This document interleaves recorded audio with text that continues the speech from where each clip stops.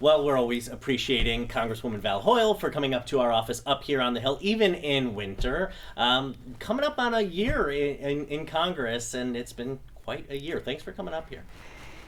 It has been quite a year. It's been unprecedented. I was just saying to someone else, I talk with Peter DeFazio a lot. I mean, he is a friend, he is a mentor, and I call him and I'm like, I'm not sure this should be a year for a freshman. And he said, well, there's no rookies at this point in the season, and you're doing great. And by the way, this is unprecedented. He said, I never dealt with any of this in 36 years of being there. I've never dealt with whether it was that's a dysfunction that started out of the gate with the 15 votes for speaker, right? And that small extremist group that held the entire House hostage, to just a few months ago where we had the same thing happen, where Democrats were willing to vote for someone that we could come together and work with, but that small extremist group that is really holding the Republican Party and our Congress hostage wanted to have somebody that they didn't want to work with Democrats. They did not want our votes. They don't want to work in a bipartisan way, and I believe that's what the American people want. But it's also getting to meet people in Congress from other parts of the country, whether they're Republicans or they're Democrats or they're urban and they're rural. I can say the vast majority of people are there to do what's right for their community.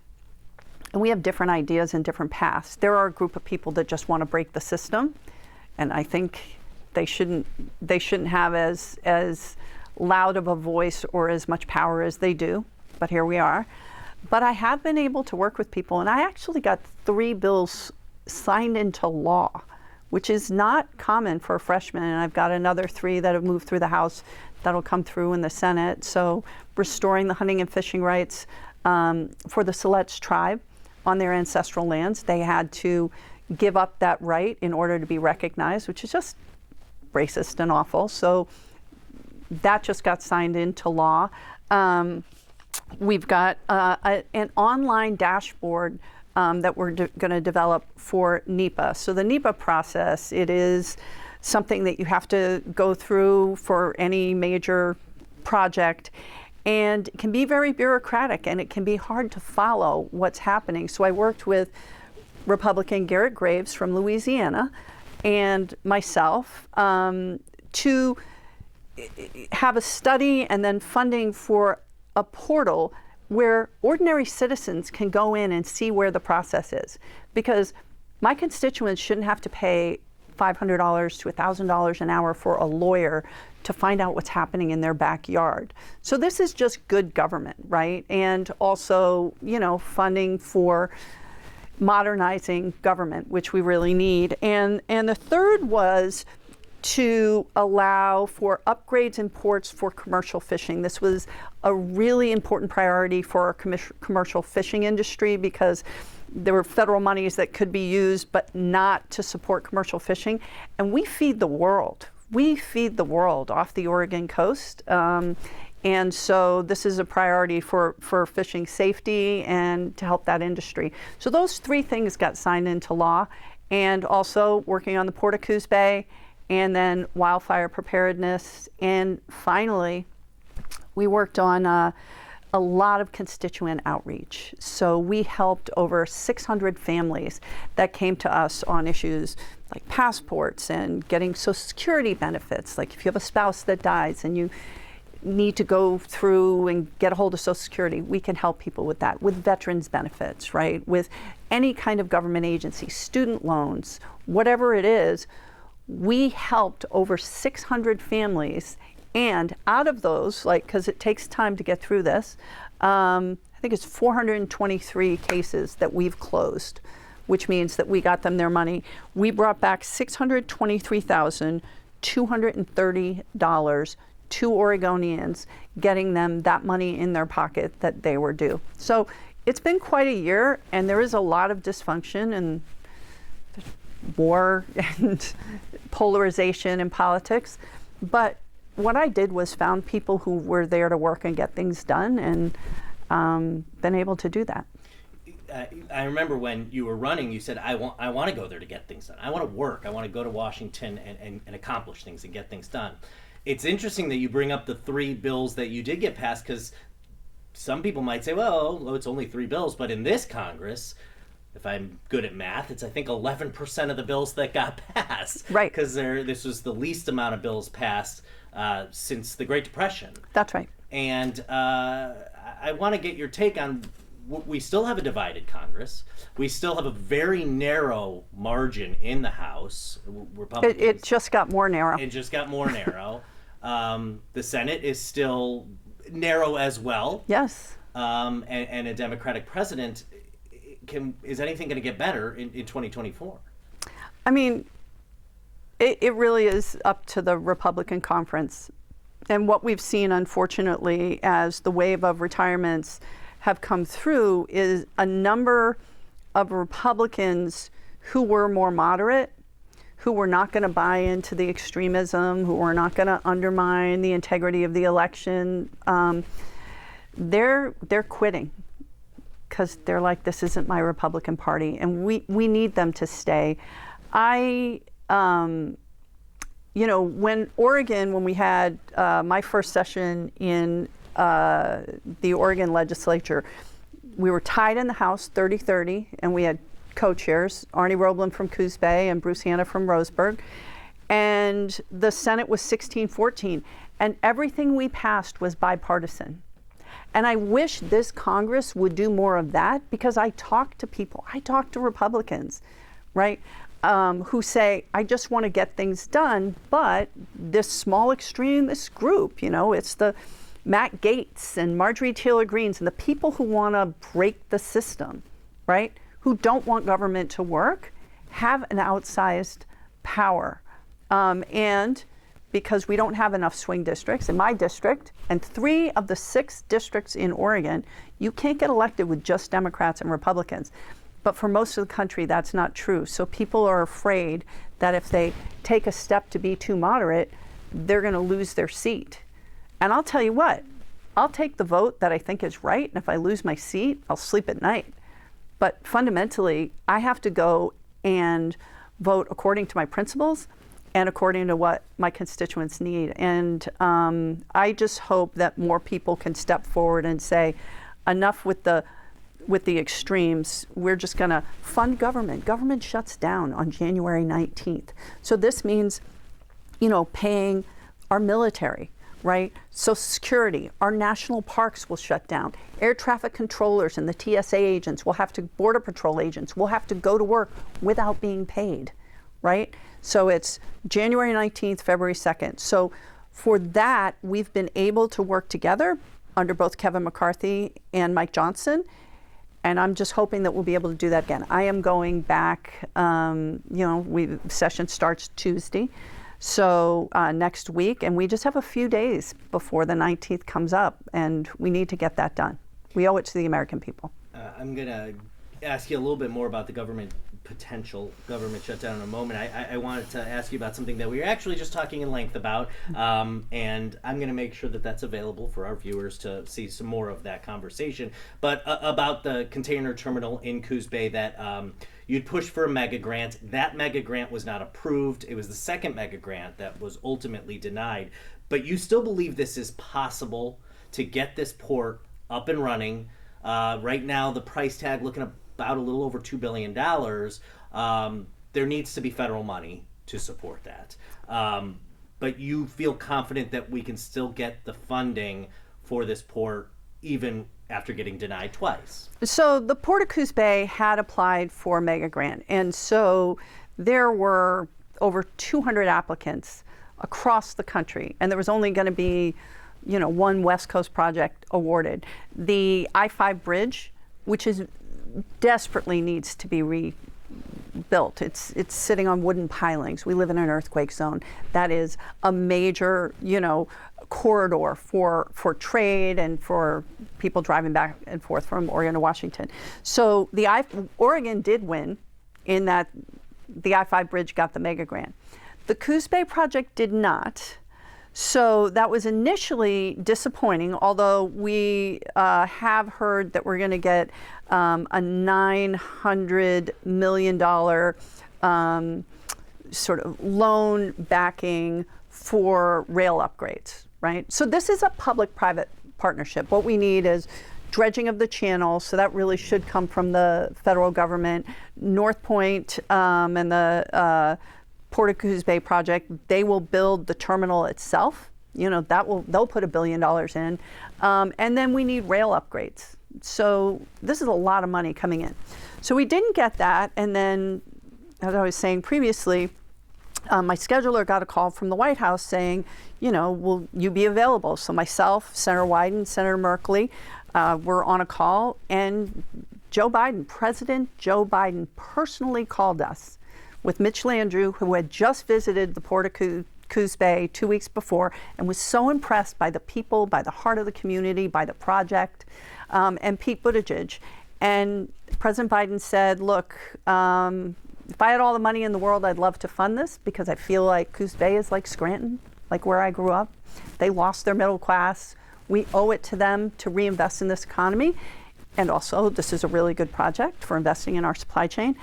And he said, but we're going to put together a strike team from the White House, to figure out what other funds are available and work with the state and work with the port. The Governor Tina Kotek, I spoke with her as well. Mitch Landrieu spoke with her. She's committed to working to see what we can do to move this forward.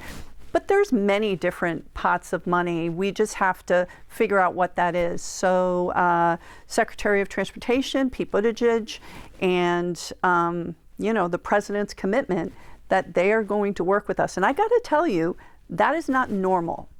When a project doesn't get funded, for the president to personally call and spend 20 minutes on the phone talking about how communities like Coos Bay are important, that he knows about it, that was a pretty big deal. And I have to say, that was a highlight of my year. Yeah, I'm sure that must have been quite a conversation to have for you. I didn't expect the president to be on the other line, honestly. You said the White House. You knew the White House was calling, but it could have been. I thought it was going to be Secretary Buttigieg. I did not think it would be the president, and he talked about the project, and there's certain talking points, but he talked about the heart of the community, and he talked about what it meant for him, where they used to have a strong middle class and jobs where he grew up, and that Coos Bay is like Scranton, and we owe it to these people. But the fact that it's on the president's personal radar and his commitment to do everything he can to help us move forward, that's like gold.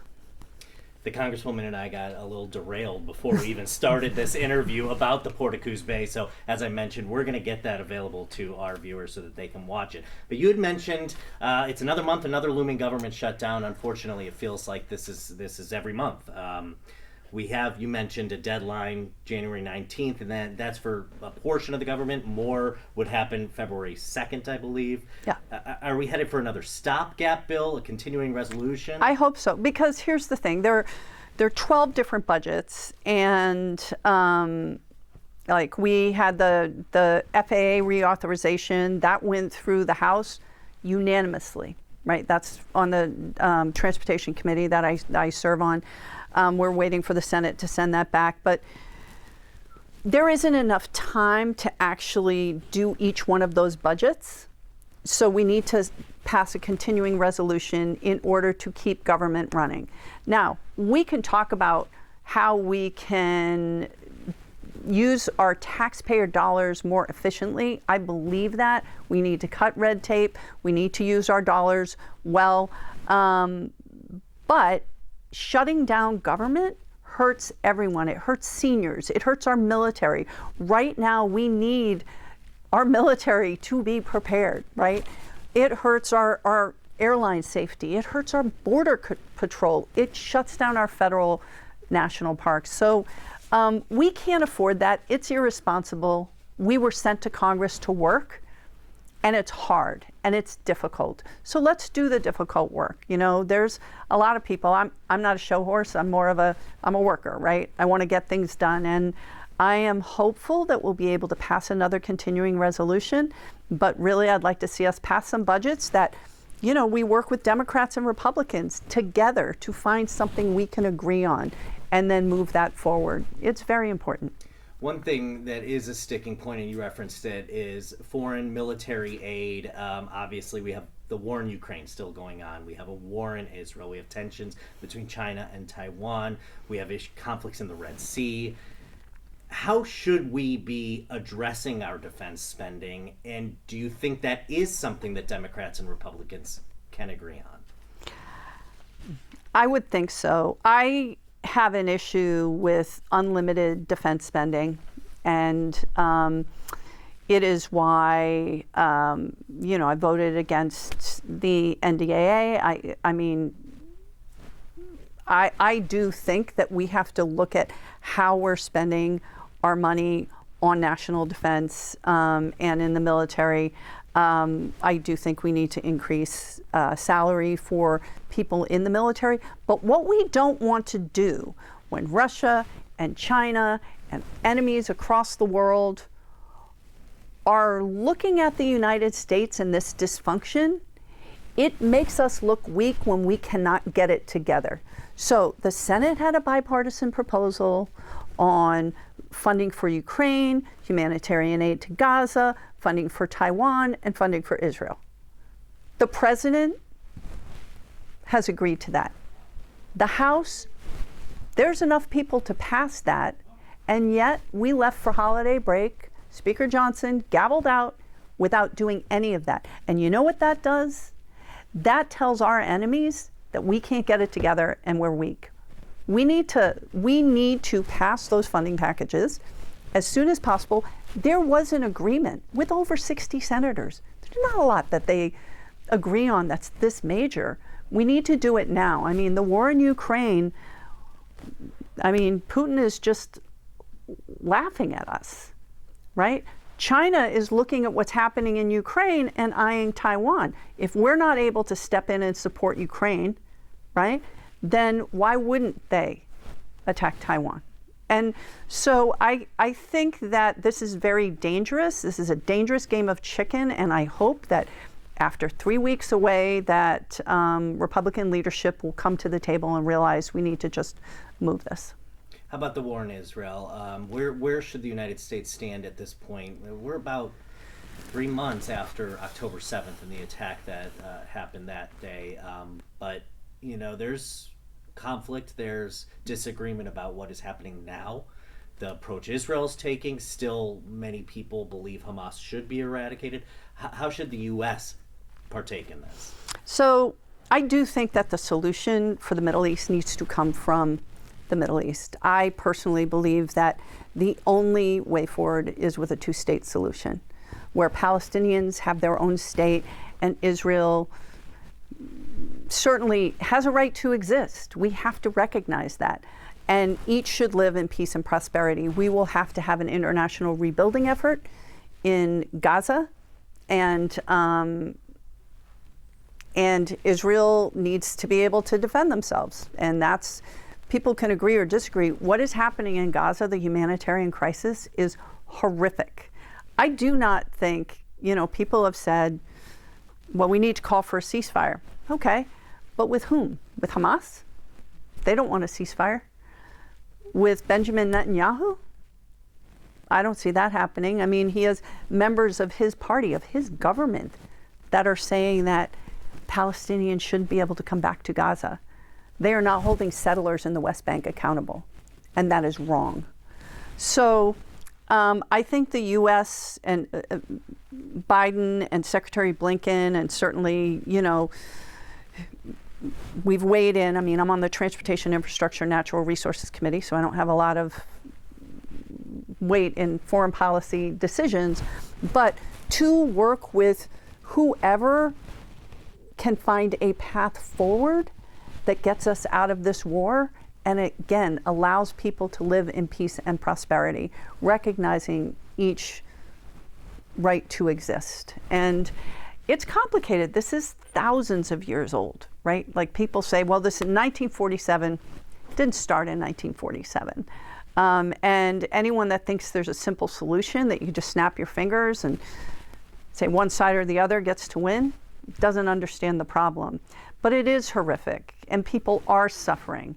And what Hamas did cannot be condoned or excused in any way whatsoever. But we also need to make sure that innocent civilians in Gaza and Palestinians can live, can eat, can have access to water, can come back home. So I do believe that, Joe Biden has a lot of experience in foreign policy, and I'm grateful to have him as president right now. One of your potential Republican challengers in this upcoming election says we have a, quote, crushing economy. We have people in our community struggling to afford food, rent, childcare, yet the GDP is historically high, the stock market's up, unemployment's low, and inflation is down. How do you view the economy right now? So I do think the prices have gone up, right? And especially for those people who are living at the margins, right? What we have is a lack of housing, so housing costs are very expensive. Childcare is outrageously expensive. When we had the childcare tax credit, we reduced childhood poverty by 50% in this country. We help parents be able to afford high quality childcare. One of the things, I was talking to some police officers in Coos Bay, and what they said was the biggest problem in recruiting women into the force is that they can't find childcare, right? So we had programs that invested in Americans, that helped them get back to work, that helped have high quality childcare available, but those were not continued, and those are not supported by the current Republican majority. The speaker that opponent, should they get elected, would vote for unequivocally. So bottom line is, workers are actually getting more leverage than they had before in being able to raise their wages. We're getting inflation under control, but that doesn't matter to someone. Gas prices are coming down, but if you can't afford all those things, those are just words. The bottom line is we need to provide good family wage jobs with benefits back in this community. That's why the Coos Bay Port is so important. That's why the work that we're doing, on wildfires is so important. Being able to attract businesses here, really important. Investing in workforce housing, right? Like in North Bend, Mayor Jessica Engelke has this great project. We need to have affordable housing, good jobs, and continue to work to keep inflation under control and allow people to earn a living wage. I feel like there's an undercovered battle in public education. There's a battle for public education that I think is actually kind of growing and simmering in America. Some people feel very strongly in favor of public education. Some people are wanting more access to private education, and there's battles at school boards, and we see really strong emotions about public education that I don't think people are focusing on as much. Do you think there needs to be more investment in public education, and how can we improve schools and confidence in schools moving forward? So you said that there's I might have said it poorly. Undercovered, I meant from a... Undercover. It isn't undercover. It is a proactive effort to destroy public education. The current Republican chair of the Education and Workforce Committee does not believe the federal government should spend any money on public education. These people support vouchers, right? I sent my kids to public school, right? And there are private schools that are available. We have public charter schools. The bottom line is public education is critical and important and is under attack by a group of people. Again, you can, the Moms for Liberty, right?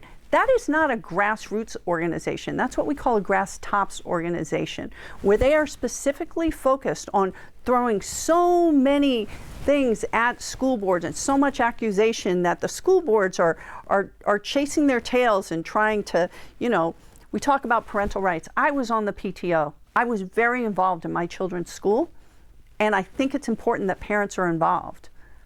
And they're using that as a cover to destroy public education and undermine people's faith in public education. Banning books like The Color Purple. Are you there, God? It's me, Margaret. I remember reading that when I was 12. I mean, these are the biographies of African American leaders. They're banning those books. Why? What is the danger of somebody being educated and knowing about our history as it is, good, bad, and indifferent? That's what makes our country great. Bottom line is there are groups that have an agenda, and it is to destroy our public education system. We need to support it. We need to make sure our schools are accountable. We need to make sure we're teaching children in the way that they can learn. That is something I've always felt very strongly about. Again, that's why I was so involved in my kids' schools. But what bothers me is not local parents that want to get involved, but these larger organizations that have a different agenda. And I don't think it's undercover. I think they're very blatant about it. And I probably worded the question wrong. One of the ways I wanted to ask it was, that agenda and that fight, do you sense that that's getting to Washington? Do you sense that that is... Again, the chair, Virginia Fox, of the Education and Workforce Committee, doesn't believe in public education. Told a group of, people that were there from school superintendents that travel from all around the country. She said, I'm just going to tell you, I don't believe the federal government should be involved in paying for anything in public education. Simple as that. They want to cut our WIC programs by 85% for women and children, feeding women and children, cutting the school lunch programs, right? Hungry kids can't learn. Bottom line is we do better when we educate our children. I was talking, and this is a number of years ago, to Joe Robertson, who was the president of OHSU, right? So that's the medical school and hospital.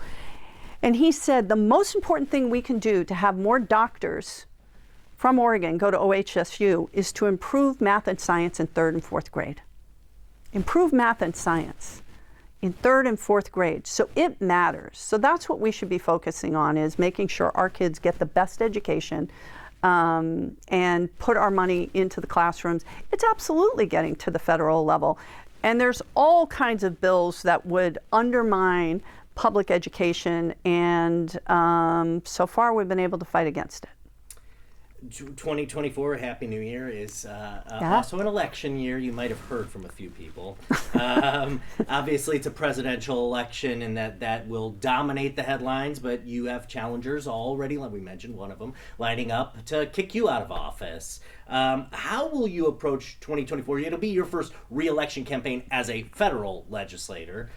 How will you approach it from a political standpoint? You said you want to get to Washington to do work, but it's also a year where you're going to be up for election. So first of all, I have an amazing staff. Most of Peter DeFazio's constituent outreach staff stayed. So we have a very experienced team, which is why we've been able to do so much constituent work. We've been able to close so many cases and bring a lot of dollars back to the community. In each of the counties, we've been able to bring back money for projects for law enforcement, for conservation, for our local fishermen, for public safety and healthcare. A cancer center, we got money for a cancer center in Curry County so that people getting chemotherapy won't have to drive all the way to Eugene and back, which is really a burden.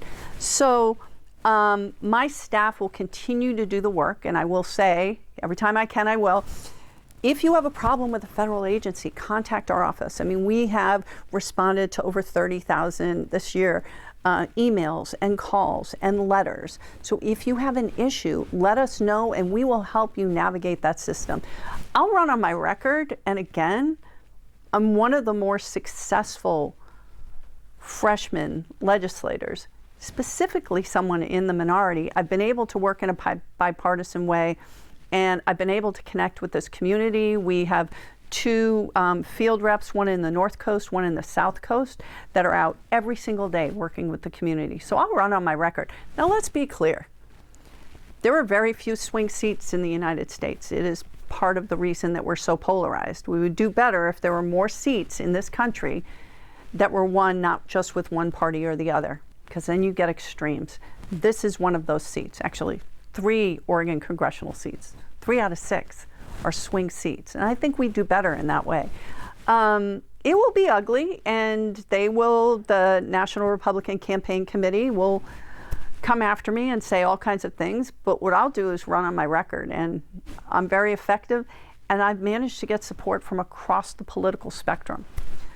Across the political spectrum, because I deliver and I put partisanship aside and do my job. Now, I'm a Democrat, and I'm a Democrat for a reason, and I believe in jobs and helping working people. And I think if I look at this year, I feel like I've been very successful. This isn't a free ride, and it shouldn't be. So I'm willing to fight for this seat, and again, I'll run on my record, and that's something that none of my opponents have. They don't have a record. They haven't delivered, and they don't understand the district the way I do, and they don't have the relationships.